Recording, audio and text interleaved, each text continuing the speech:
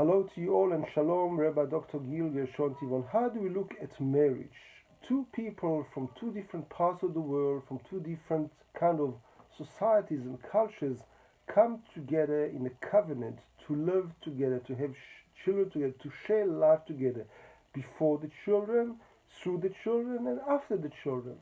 And so, why is it God made it this way? There's only one place in the entire Bible, in the Torah, which mentions not good. It is not good that man or woman was created or living by themselves, because since we are actually two parts of the same soul, it is the function of the male to pursue and look for his lost part, lost half, the better half, which is his spouse, and to come together into the covenant of marriage, and together to consummate marriage and have as a fruit of the love kids, love, education, friendship. But love is not enough, because love is one thing and living together is a completely different ballgame, and that's something we have to educate ourselves and learn the art of living together.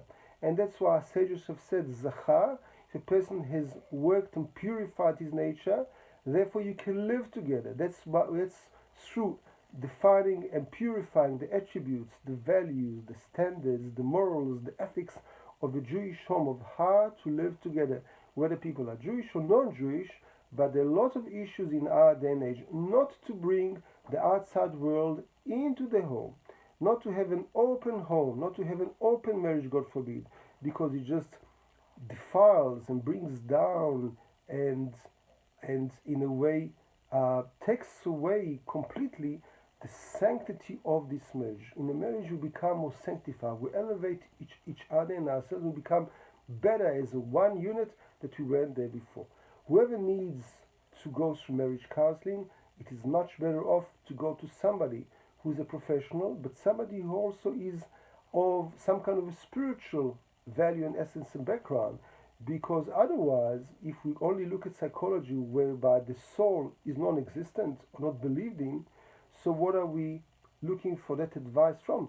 We must have a relationship which follows and cultivates us on four levels: spiritual, mental, emotional, and the practical.